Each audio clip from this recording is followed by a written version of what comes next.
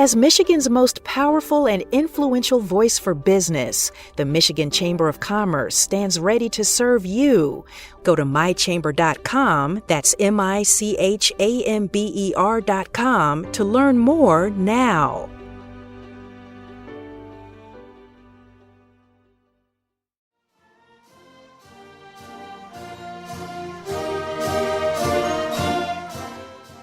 It's graduation season, a time when the next generation celebrates the successes of their youth and looks forward to the future. But one graduation ceremony this week marks a bit more than that. When I think of an Oxford Wildcat, I think of being strong. It's a time of reflection on the students whose futures were cut short and the students who carry on their legacy, like Oxford High School graduation speaker Lily Altavena, who was injured in the school shooting November 30th. When I think of an Oxford Wildcat, I think of being resilient. Resilience is the ability to withstand and recover quickly.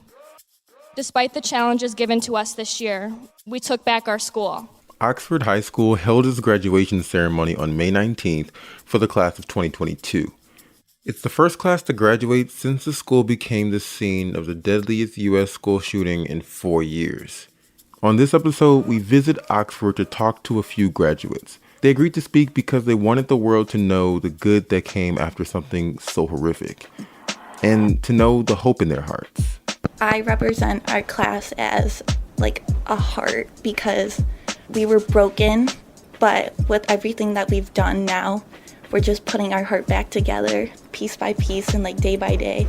The 4 kids, Hannah, Tate, Madison, and Justin, they really showed the best of Oxford. I want to honor the 4 that we lost because there's just gonna be 2 that should be walking with us.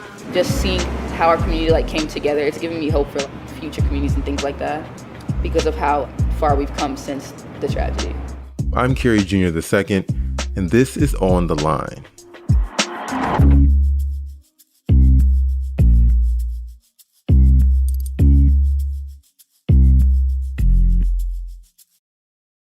Could you please introduce yourself? Yes, I'm Lily Altavena, and I'm the Education Equity Reporter at the Detroit Free Press. We joined you this week in Oxford, Michigan. And can you just set the stage for why we were there? Yeah, so May 19th is Oxford High School's graduation. And Oxford High School, as you know, has had a really difficult year. It was punctuated by a really brutal tragedy on November 30th. In the afternoon, a shooting left 4 students dead, 6 students injured, 1 teacher injured, and, just a lot of people, school staff included, and students with a lot of trauma. And who were the students that died that day? Their names are Hannah St. Juliana, Tate Meir, Madison Baldwin, and Justin Schilling. Were any of them a part of the senior class that's graduating this week? Yes, Madison and Justin were. We spent a lot of time in Oxford over the last 6 months talking to people about what went wrong, about the events around that. But for this story, we really wanted to talk to the seniors who are leaving Oxford High School. And more than that, we wanted a story about what they're feeling now, which, in a lot of cases is hope and a lot of other complicated feelings. And so what we ended up with is a lot of really amazing conversations with, some really smart now high school graduates. Can you provide their names of who we spoke to? Yeah, so we have Zoe Teray, and Zoe is a senior who actually came in every day to Oxford High from Pontiac. We met Zoe at the home of the Bagel Bomb at Evergreen's coffee shop. Zoe had just come back from graduation practice. Hi. Oh my God, you scared me. I'm Lily. So sorry. And Zoe told us kind of her experience as one of 30 Black students in a school of 1,800 students. And Zoe, has created an affinity group for Black students. And then I'm part of a mentorship. So it's kind of like a class where we go to the middle school and we kind of teach kids not to bully. After the shooting, she spoke up about gun control with March for Our Lives. She is somebody who really values community and school spirit. Next, we talked to Bryce Essman. He's actually 6'8". So he was towering over, most of us at the interview. We met at Bryce's house. It's like a beautiful kind of farm-esque property. Yeah. This is Ryan and this is Carrie. Wow. Right. Nice to meet you. How's it going, man? Hello, Copper. Bryce has a really cute, I think it was a beagle, right? Copper? Yeah, oh, Copper. Yes, we got to give Copper a shout out. And Bryce is, headed to Wayne State next year. He is very into basketball. It's probably my favorite activity, I would say, besides like hanging out with family and friends. And then being in school with the people, I guess. I think he is really proud of Oxford and Oxford's spirit and how the community came together after so much tragedy. So next, after Bryce, who do we have the pleasure of meeting? We met Lauren Hudson at Oakland University, where her mom works. And we met Lauren and her mom, Marcia, inside an education library. I'm on the Oxford varsity soccer team. So this year we won our league. I'm part of mentorship, so I'm part of the kindness committee. So our idea was that every month that we would go to every single class and give like a student something. Finally, we met up with Jace McCarthy, and Jace kind of told us about why he has been so active in talking to the school board, condemning the school board for some of their actions around the memorial. So tell us a little bit about high school. What are some of the highlights for you? Definitely choir and music and the arts. I have been in choir since as long as I can remember. I've done the musical every year besides COVID. It's my favorite thing, and I'll keep those memories close to me. Jay said he really, really enjoyed football games with his friends. Football seems to be a real thread here. Everybody really likes football. What kind of stuff have you guys been getting up to in these final months of senior year? We try to just do stuff like, especially since I had like the car this month, we'll do stuff like we'll go out to see a movie or we'll go out to eat. Or honestly, the biggest thing that we've done in the past couple months, which might sound like really dumb, is we just like sat in the school parking lot and like talked in the school parking lot for like hours. Doesn't sound dumb at all. It's so fun. And actually, I'm just realizing, like, the context of your sophomore year was like COVID. That's when COVID hit, right? Yeah. And we used to complain so much about going to school like freshman year until we realized like once you don't have it, it's actually pretty like sad to not be going to school every day and have all that social energy around you. This year was really close to normal. Like we have like a senior window at our school, and there's this courtyard with a big open window and a little ledge, and that's where we all like congregate kind of. And we would just do like the funniest stuff there. How do you think the shooting has shaped you in your senior year? I think it has shaped me to, I guess, let loose a little, do the things that I wouldn't have done because, it's a little scary or, taking the risks to have more fun, to have more of a smile on my face. I think it shaped my senior year in not a good way.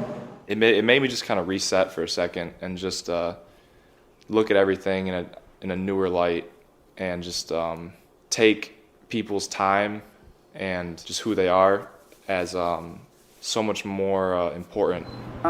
It's definitely made me a lot more like, I don't want to say closed off, but I never was one to talk about my feelings and things like that. But it's also given me a lot more hope in a way because even though so much bad happened to us, there's been so much good to like come out of the experience. Just seeing how our community like came together, it's given me hope for like future communities and things like that because of how far we've come since the tragedy. It made me realize how precious life is and how one moment you can be just so innocent and then it just feels like it's been taken from you and you just need to mature and you deal with a lot of things that at our age we shouldn't be dealing with. And I want to live for the 4 that we lost.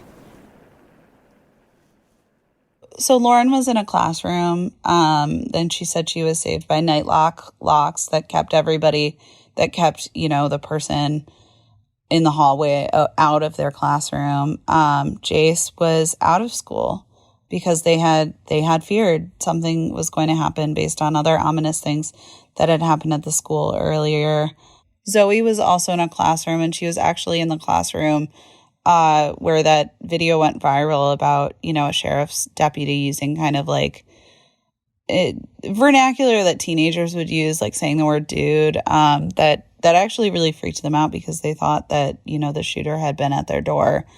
And Bryce told us that after the shooting, he sat in, this big chair in his living room and just kind of stared into space for a really, really long time. And, just to go off of that story too, they followed up with, the following days with in their household, how so many students came over and they had sleepovers and they spent time together. They just wanted to be by each other. Normally in like a grief situation, I feel like personally you kind of want to lock yourself away. But for me and everybody that I knew at that time, this is not speak for everybody, but everybody that I knew, it was just immediately on your phone trying to get together. Like we went to the church, St. Joe's, literally the night of. And despite just, I guess, the trauma and stuff, we all still wanted to be together. And that's what's just so nice about our community. What are some of the things that you remember, like the ways that the community came together? Definitely like when we did, probably Justin's vigil is the biggest one because we were all like definitely a wreck. I don't think I've ever received that many hugs. It didn't matter if you were like a popular kid or you were a nerd or jock or whatever the standards are. And I honestly can't wait to come back and be an older guy in the back watching the football games and just seeing next year how electric it's going to be. And I can't thank the community enough for just being behind us because we were really the first sport to play after everything. Yeah. It's hard to say there's good that comes from that kind of thing because you can't downplay it, but at the same time you also can't let the other person win or let that, I guess, evil take over and just beat you. After the break, how students continue to honor the classmates they lost, what they make of their high school careers, and what they want you to know.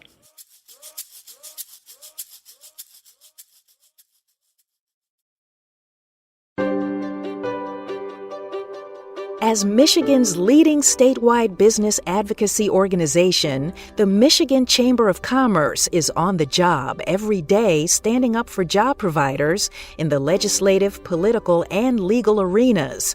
We are the unified voice of thousands of members who employ over 1 million Michiganders. We work with trade associations and local chambers of commerce of every size and kind in all 83 counties of the state. We know business in Michigan. Learn more today about how we can protect, connect, and strengthen your business. Whether that's advocating on your behalf at the Capitol, helping meet your informational, training, and networking needs, or boosting your bottom line visibility and voice, we're on the job for you. Make my chamber your chamber. Go to mychamber.com, that's MICHAMBER.com, to learn more now.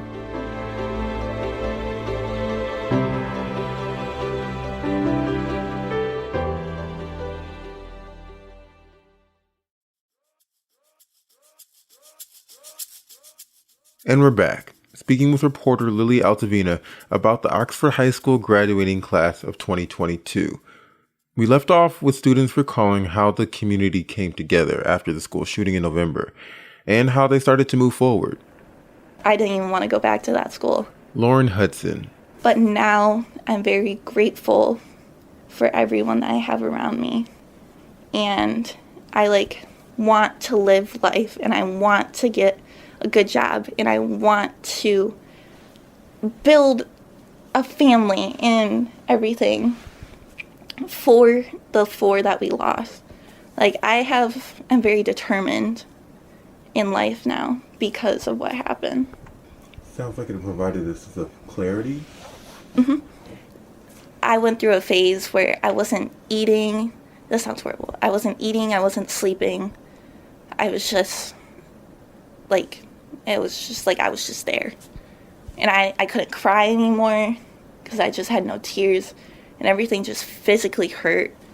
And then I just started waking up and thinking about how I can't live this way because they're looking at us saying, okay, like, we're gone, but you need to live it out for us.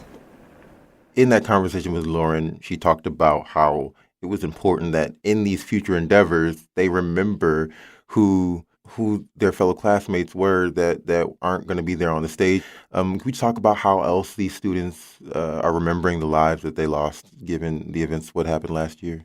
Yeah, I mean, I think every student said that they think of their fallen classmates often, if not every day, on graduation night. Lauren is wearing an orange graduation cord to raise awareness about gun violence. She's also decorating her heels, and she's putting the initials of the 4 that they lost on each heel so she can walk across the stage with them. And so I think they're kind of all honoring these students in a lot of different ways. Jace has spoken out at multiple school board meetings, partly because he disagrees with how the school is handling the temporary memorial, which, will so far be located in the Performing Arts Center. Many students want the memorial in a place where more students will be able to see it. And also Zoe, is honoring her fallen classmates through like a sweatshirt program where she was actually wearing one of the sweatshirts at our interviews. It was tan and it had all the names of the students who had passed in different fonts. So whatever money it makes, it goes to like their families. Can you explain her personalities? Hannah, they said she was like kind of really girly and liked flowers. So I tried to do like curly, girly font. Tate, for whatever reason, he was goofy. Tate was everywhere. He's like a great athlete. Bryce Essman. I don't know. He was probably the best athlete in our school, but you would never know it because he was also like one of the kindest kids in our school. He definitely made an impact by the people that I've talked to that knew him. Jace McCarthy. Same with Hannah. I think Hannah hit me the hardest because she was so young. I personally didn't know Madison because she transferred from Clarkson this year, and I didn't have any classes with her, but my best friend did, and she said she was just like a ray of sunshine, and she was just so sweet. And Justin, we grew up with him. I have pictures from middle school and everything. We would see him at like football games and stuff. It was funny, but it was annoying because we'd like be standing next to him and he would be just screaming like a crazy man, and he was just kind of the person like that was just the nicest person to everybody. Like, I'm a friendly person, but if I know you. And so it was really weird to see him kind of just say hi to everybody, people that didn't even know him in the hallways. I hope that everyone remembers them. I hope that their names will forever stay through Oxford. Let's fast forward to this week. Their high school career has come to a close. What did they say about what this week looks like, what's on their minds? The number one thing that a lot of them said was, their fallen classmates. But then in another real way, like, I just want to remind everybody that this is high school. And so that there are a lot of like cool, fun high school things that are happening, like bonfires and parties. How do you want to celebrate graduation the next few days? I want to celebrate the class of 22 because we have been through a lot with COVID and then everything that happened this year. Graduation was definitely a bit stressful. I think it's like, oh crap, it's really ending. I was like, I have no clue what I'm going to wear under that cap and gown. If the Board of Education is actually going to hand me my diploma or if they're just going to tell me to walk past them. But definitely like, wow, it's really over. Definitely my classmates who can't make it to graduation I've been thinking about recently. I've always been thinking about them, but more than ever. I would like to celebrate just by, of course, just being with friends and family. I think it'll be an exciting time, but you can't enjoy that moment without just kind of thinking back and remembering the other kids who like should have enjoyed that moment with us. And what do you want people to learn from this, from Oxford, from what happened? Definitely I would just say do not take your friends for granted, or do not take the people you love for granted, because they could be gone in a split second. There are younger students who are sticking around at Oxford. What do you hope for them? Like, what do you want for them? My little brother is a freshman at Oxford High School, and I hope that they can turn our school into a positive thing again and learn to have pep rallies again and just have a normal Oxford high school life. If they were there when it happened, hopefully they can like learn to heal. Just find a way to let go of some of the anger. And then for future people to come is just respect the people that were at the school when it happened. To just remember to be like very considerate, like with not slamming lockers or not like running and chasing people and screaming in the hallways. Because we have that now, and even that, like, everybody's so much more jumpy than they used to be. One last question, which is that, like, you've had COVID, you've had a school shooting. What is it like to be an American teenager in 2022 that people our age or even, younger or older may not understand? I definitely am trying to keep it positive, but it's definitely harder because there's been I've had a lot this year that's taking me off course, but I think that we can get through it, especially Oxford, because the amount of town spirit is ridiculous. So I think that will be okay. 2020 teens, I think we've done a lot to try to make change, whether it's the Black Lives Matter marches or for gun violence, because Parkland, who is like a part of my generation, they were probably the closest to ever getting anyone to listen. I mean, people did listen, I listened, but I don't know if government officials really listened. There's a huge difference, but at the same time, it's the same. It's just a little bit of perspective kind of thing. Whereas we were both the same age, the same kind of going through the new friends, leaving your hometown to go to college and stuff like that.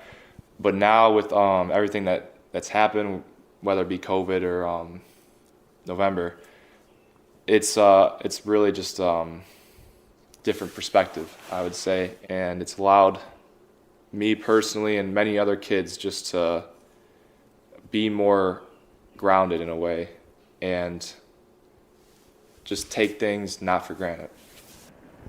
I think it's hard being a teenager already because you're trying to find out who you are and you don't know what that is, you don't know what you want to do in college, so you're just kind of taking one day at a time. But I think the Oxford, like our class of 22, has obviously been through COVID, and then what happened on November 30th all changed our perspectives on life.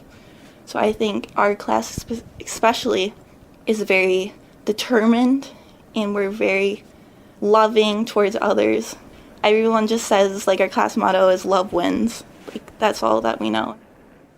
Is there anything else you want to add? We're definitely Oxford strong. That's all I can say about that. So, what's next for these four? Bryce Samuel Ali Essen. Well, Bryce will be taking his talents to Detroit to hoop with the Warriors at Wayne State. Lauren Elizabeth Rose Hudson. Lauren is excited to study at Michigan State University next year. She says it's been her dream since she was a kid to be a Spartan. Jace McCarthy. Jace is taking a gap year to discover where he is happiest. His interests are in criminology, solving crimes, and he said he's always wanted to join the FBI. Kanaba Zoe Teray. Finally, Zoe says it's between two historically black colleges, Howard University and North Carolina A&T University. She plans to major in anthropology and minor in sociology. Congratulations to the newest alumni of Oxford High School.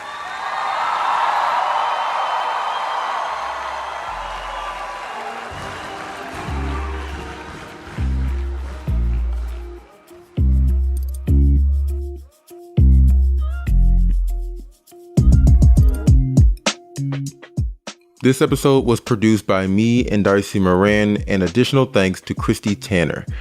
Anjanette Delgado and Marion Struman are our executive producers, and Peter Bhatia is our editor. The music for the show is called Fort Trumbull and was produced by DJ Lost Boy. Thanks as always for listening, and if you like the show, please leave a comment, please rate the show, subscribe, and follow the show on whatever platform you listen on, and share it with your friends and family. See you next week.